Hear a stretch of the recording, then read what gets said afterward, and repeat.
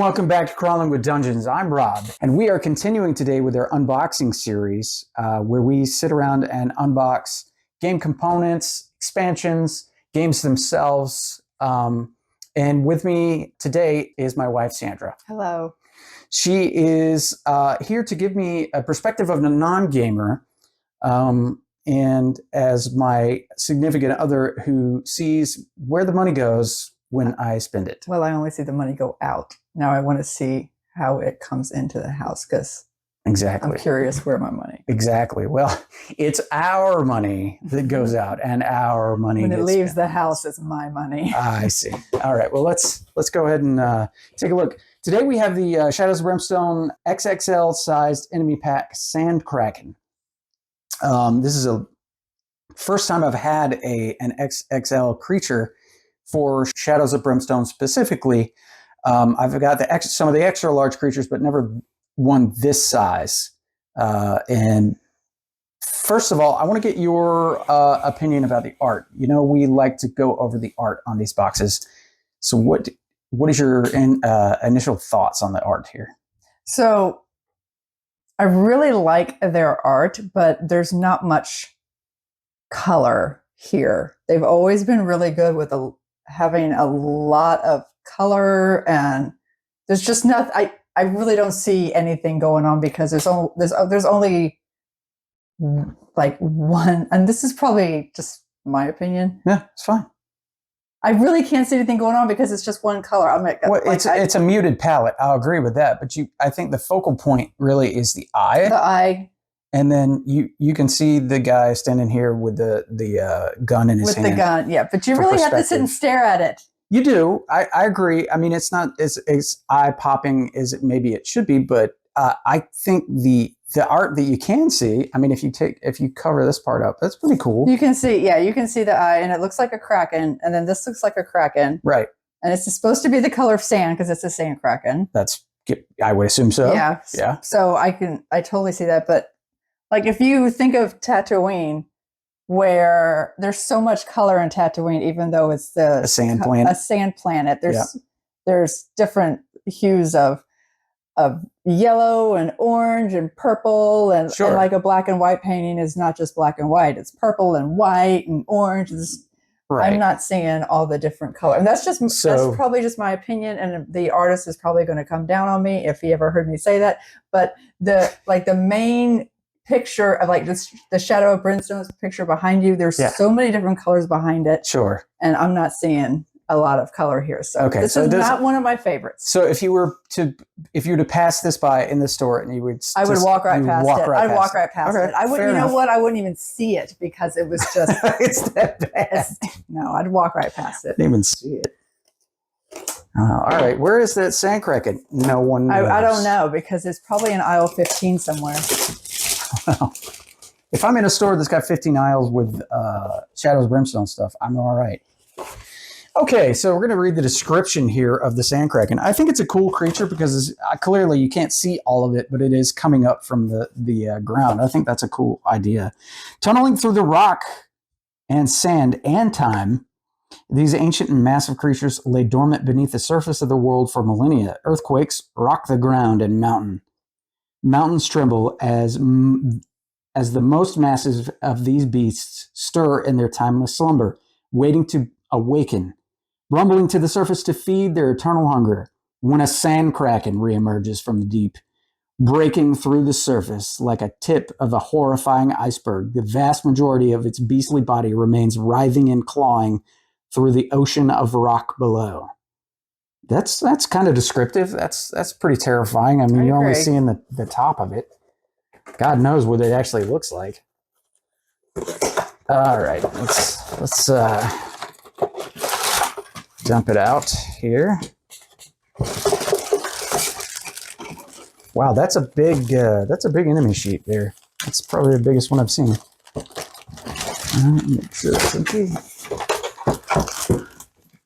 So right away, the assembly guide is here on the back, and it is still very muted, even in their painting. It's a very muted creature. So yeah, it kind of goes along with the artwork on the box. But I would say since it's, it's yours to. But you can paint it whatever color you want to. Yes, you can do whatever. This is just suggested paintings. Okay. So this you can very much paint it how you would like it. Now, it looks like the base, let's grab a character just to have some sort of reference here. All right, so this is the hired gun. All right, so if you take a look at the base size of the hired gun, you really can tell this is quite a large creature in comparison to the actual miniature itself. So how many cards do you get there? You only get 3 cards. Is that bad? No. They're all epic threats. And this guy's an epic threat. So wherever he shows up, it's one sand kraken and 1 threat card. Blasted wastes. Sand kraken. Kraken. So this guy can show up, looks like he can show up anywhere. And then specifically the blasted wastes. Okay, so these look like, let's see what these are. Those look like rubble tokens, maybe? Kraken attack. Sorry. It's another band name. Kraken attack. It's an 80s band name, Kraken attack. Okay, so it looks like these are Abyss, Shriek. Those look like abilities. Lost to the Abyss. Spit Acid. Okay, the Spit Acid is a little suggestive. Just going to say it. That is a little suggestive. So we'll just entangle and bite. There's a lot of cool tokens there. All right. So dangerous for level 1 heroes. So you definitely don't want to do level 1 heroes. Extra large base, variable initiative, sand kraken movement. So you've got all the rules here for actually using this size of a creature and areas of attack. And that's interesting. So it's almost like you're fighting an area as much as you are a creature. Eye spaces. The center adjacent spaces on either side of the Kraken's base are called its eye spaces. A hero in one of these spaces may target the Sand Kraken's eye to attack. This is a weak spot of the beast and can be used to get more damage through its defenses, but it is not without risk. Catching a glimpse into the monster's massive and soulless eye is to see into the very depths of the abyss. Many have been driven mad from even a moment's glance into the eye of the Sand Kraken. Note that a hero must be in one of the 2 eye spaces to attack the eye, whether melee or ranged attacks, and they must declare that they are attacking the eye before rolling to hit, as missed rolls to hit are what causes damage from staring into the abyss. Okay, well, that's interesting. Kraken attack markers. When the Sand Kraken attacks, it does so against every hero in its target in its attack area. These attacks should be resolved one at a time and in any order you wish. Start of the turn, take all of the normal Kraken attack markers and place them in a cup to draw from. There should be a question. Yes. It has like 1, 2, 3, 4, 5, 6 legs. What should we do today? Let's try on 1,000 shoes. Wait a minute. 1, 2, 3, 4, 6, 7, 8, 9, 10,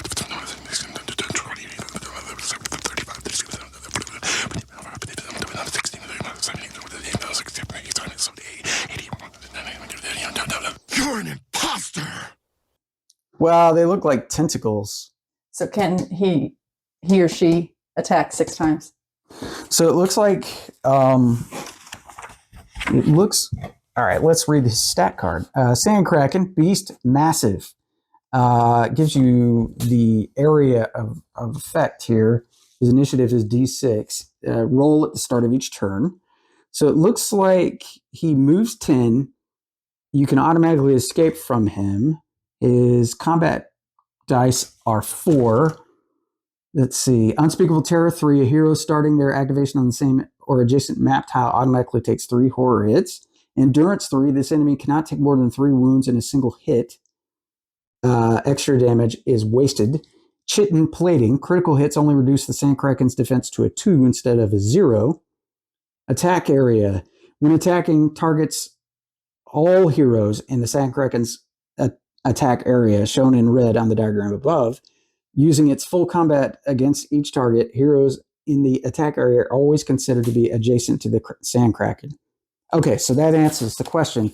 So basically, you've got this area here, and each of these squares corresponds to squares on the map tiles. So let me get out a map tile here, something big enough for the sand kraken. All right, so each of these squares would correspond here. Okay. So let's say your characters are anywhere in this red space here. So the sand kraken is basically here. Okay. All right. So you put the base here, the sand kraken is here. So anybody in these red areas, which would be like basically right here, gets attacked. So he doesn't have 6 attacks. He's got 4 combat dice. So, but everybody gets attacked 4 times. So say you had 6 characters there, that'd be 24 attacks. So every character would have 4 attacks against them. So essentially, it doesn't correspond with the amount of tentacles it has. It corresponds with just the area itself. Just the area. Okay. Yeah. That's a good question, though, because it's like, obviously, this guy is going to be a massive problem for anybody. But my question would be like, what if he's in a small room? How does this guy appear? You know, where do you place him? Well, how did he get into a small room? Well, I mean, if it's burrowing through the rocks into the mine, it can come up anywhere. That's what I would think. So it's like, you're not holding it back by digging up through the ground because it lives underground anyway. Okay. So, sand kraken movement. When the sand kraken targets a new hero, it will move to that target so that target is in one of 2 spaces directly in front of the sand kraken's base. The sand kraken moves through other models, but it will try to keep as much of its base on the board as possible, as noted in the normal rules for extra large or larger enemies, while ending its move in a position so that its target is directly in front of the base. If the target moves away, okay. So this guy basically, so from what I'm seeing, he ignores. So let's say you do have a smaller area. You're in a tunnel or like a side passage or something like that. Let's take a look here. With this guy. Yes. I'm in a tunnel with this guy. Right. So now we're here, and the sand kraken shows up, even though he can't fit. Like the Balrog. It's a little Balroggy. Okay. Yeah. So even though he can't fit, obviously, you know, he can still hang off the sides because he's basically burrowing up. He's creating his own hole, for lack of a better term. Okay. He's digging his way through. Okay. Oh, sorry. All right. So, they have a mission called Release the Kraken. I've never heard of that phrase before. There's something alive under the mountain, something ancient and terrible, and it's hungry. I seen it once, saw it deep into its soulless eye as it was tearing apart the stables and devouring the livestock. Never been the same since. I have a feeling like the guys that created this game are extremely creative, and then sometimes they're like, what do we call this next mission? Well, you know, it's kind of a pop culture reference. Yeah. So yeah, release the Kraken. We'll just release the Kraken. Right. We'll release the Kraken. That's what you do. You know, it's like, yeah, I mean, it's a sand kraken, and a kraken is not necessarily from, you know, one culture or another. I mean, there've been sea creatures like this, you know, legendary sea creatures like this constantly. But it's cool that it's almost like sand shark. But you could make, you know, like all those movies, the shark movies, Sharknado, 5-headed shark, Arctic shark. I could see that. Yeah, Kraken. Totally as a Sharknado. Cracknado. I could see that as a Sharknado. Totally. Yeah, Cracknado. Actually, I could see this as like a comedy relief type of a movie. You think so? Yeah. Like just a comedy? Look, I see him more as like hanging out, drinking a beer. Well, yeah, until somebody shows up. Someone shows up. I mean, this guy's pretty chill until shit hits the fan, and then he's the fan. So. He reminds me of that, what was that movie? It wasn't Finding Nemo, was it? The octopus that was... Oh, yeah, the octopus and Finding Dory. Finding Dory, yeah, he reminds me of the octopus. Yeah. Yeah, I mean, he's not... I don't know. He's kind of got a cute eye. That's what it is. That's what it is. That's why he's. I know it's meant to be evil. It's meant to be evil, but he also kind of adorable. Is it Octopus? Is it plural octopuses? Octopussy? Octopusi. If there's many octopuses, then I think it's octopusi.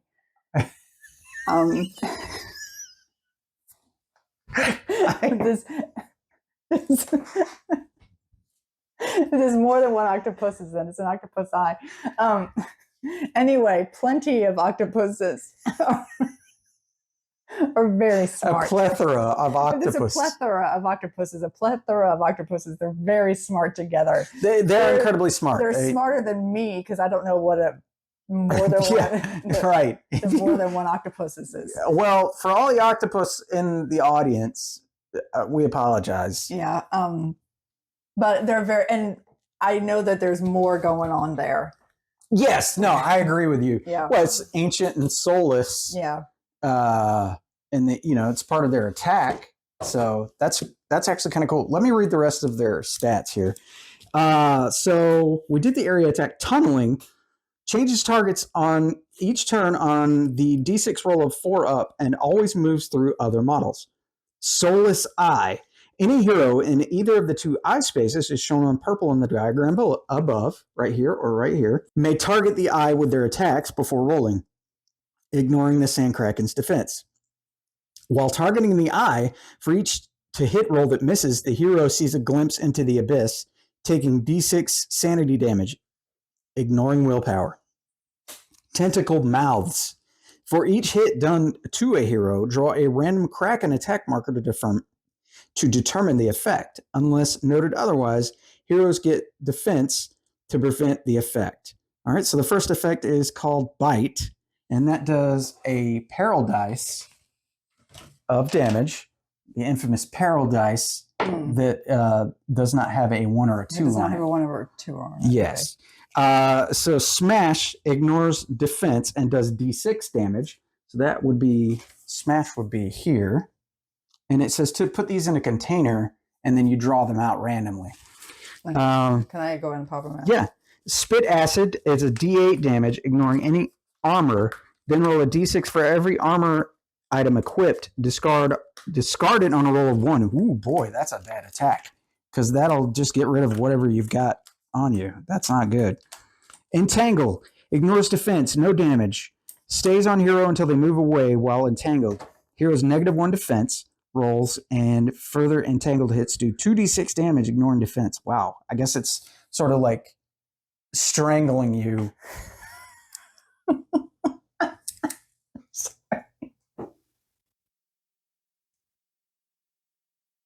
Okay, so for context, I look up and my wife has one of the soulless eyes as though it were her own eye. Yes. Lost to the abyss. I couldn't help myself. No, it was fine. It was really funny when I looked up. It was like, so again, it doesn't look that threatening. Obviously, if I put it on me. It looked a little weird. You caught me off guard. You got me on that one. Where was it? Okay, so he's got a defense of 4, which isn't terrible. Health of 20 plus 10 per hero. So that's significant. All right, so his elite chart, Darting Tentacles, Sandkraken melee to hit roll is now a 3 up instead of a 4 up. Ugh. Ancient, the Sandkraken is an extra 5 plus health per hero and gains the keyword Ancient. Shifting Sand, Sandkraken now uses a D8 for initiative, and the heroes targeting the eye require 1 higher on their roll to hit than normal. Number 4 is Extra Tentacle Mouths, plus 2 combat. Number 5 is Shriek, plus 1 combat. Add 3 Shriek markers to the Kraken attack marker pool. Shriek, no defense to prevent the Shriek itself. Causes D6 hit that do damage equal to the target's hero level. Normal defense allowed. Wow. And then number 6 is Eye of the Abyss, plus 1 combat, plus 3 Abyss markers to the Kraken attack marker pool. And Abyss attacks do no defense roll to prevent the abyss itself. Hero must make a Spirit 6 test. For every 6 up rolled, gain 15 XP. For each failed roll, take a horror hit that does D3 sanity damage. Willpower is allowed. For every 1, also take 1 corruption hit. Wow. Okay, and then he's got an even worse side. He's got a brutal side. And then his initiative goes up by a peril dice. His unspeakable terror goes up to a 4. Basically, a lot of this stuff, his base health is a 40 and then plus 15 per hero. So a lot of this stuff gets worse. And I don't know if I explained this, but when the party reaches level 5, where the characters are level 5, then you start being attacked by the brutal side of everything. So this is like... Wait, what's the brutal side of everything? So the brutal side, so this is the normal side of the creature, right? And then so it says brutal right here on the top, and it's the red side, basically. Okay. But that means he's more dangerous. Okay. The creature or whatever it is you're fighting is more dangerous. So it's got more health and more combat dice, and it's just a bigger challenge for the party. So with that being said, we've covered releasing the Kraken. What is your thoughts on the Kraken? What's your overall thoughts on the Sand Kraken? Do you have any closing thoughts? I think that the artwork makes him look scarier than what it really is here. Yeah, see, they have a yellow eye right here. I think the yellow eye looks scarier than this green eye. And it's more spiky right here than what it really is here. Way more spiky right here. Yeah, and you can... This looks like something that I could like really be friends with. You think so? Yeah. I don't know. I kind of agree with you, except for the tentacle mouths. But even they kind of look like they got happy faces. This looks like something from an elephant. You know what? It does kind of look like an elephant. So like you almost want to... Like it's almost, and when I think of something from an elephant, I think of something that's like trying to learn. Right. You know? And it's they're incredibly intelligent creatures. So to me, it looks like it's the head of an elephant, but maybe an elephant from like a completely different galaxy. Yeah, like it doesn't look dangerous. It looks like it's trying to like it looks like it's trying to figure out things. Like it's smart. This looks kind of dangerous. Yeah, that looks way more dangerous. That looks way more dangerous. And I agree. That's very spiky compared to this. But it's spiky. It's got this, like, look at the spikes on this. Yeah. Like, look at the spikes on this.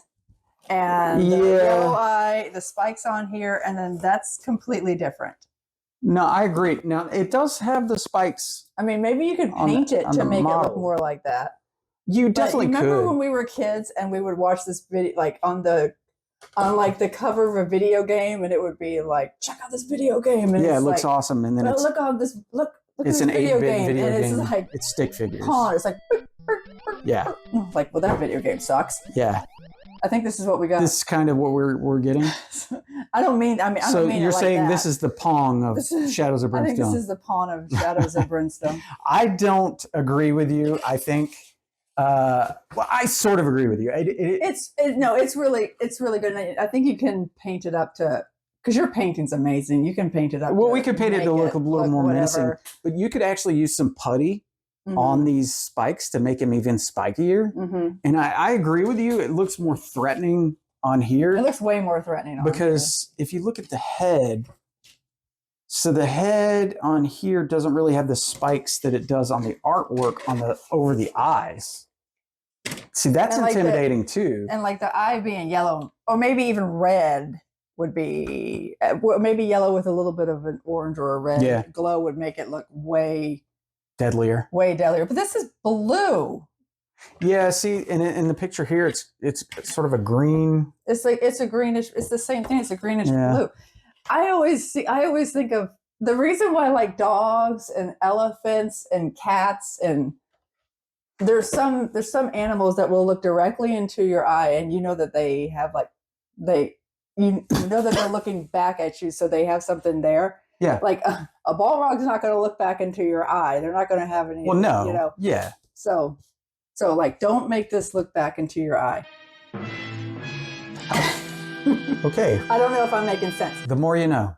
Don't make this look back into your eye. Just paint it red. Okay. Paint it red. All right. So that is I probably didn't make any sense, and I'm sorry. You're fine. So that's the Sand Kraken. I really think it's going to be fun to put together. I think it's going to be fun to paint. Oh, I know you're going to make it look amazing. But I think maybe adding some more spikiness to it might make it look more because I think that looks intimidating. I think that part that one looks really intimidating right there. Yeah, that looks really intimidating. Yeah. And it may be. So what happens is sometimes when they do the molds and stuff like that, sometimes it's easier depending on the shapes to do it less spiky because depending on the type of plastic they use. And then the molds and stuff like that. So it's like there's only so many things you can do with certain types of plastic in regards to molds. And so if it were, say, cast in resin, you could do the spikier stuff, but it would be more brittle. Whereas this type of plastic, it really depends on the manufacturer how detailed and how spiky they can actually make it. And you have to, so basically, when you put models like this on in a layout on a three-dimensional layout, you have to make sure it's going to fit within these outlines here. So you have to shape it in such a way and turn it in such a way that it actually does fit, because you have to be able to put this in the box and ship it, as well as all the other materials in the box. So that may be considerations, because it's like if it's spiky here, that may be causing problems inside the box during shipping and things like that. So that's understandable. Different things you got to take into account. But yes, I had a really good time going over the Sand Kraken. I think it's definitely a deadly creature. It'll be fun to paint, fun to fight. I would like to see it painted. Yeah, absolutely. I would like to see it painted. See what you could do with it. Well, thank you for joining us on this unboxing video. Please like and subscribe.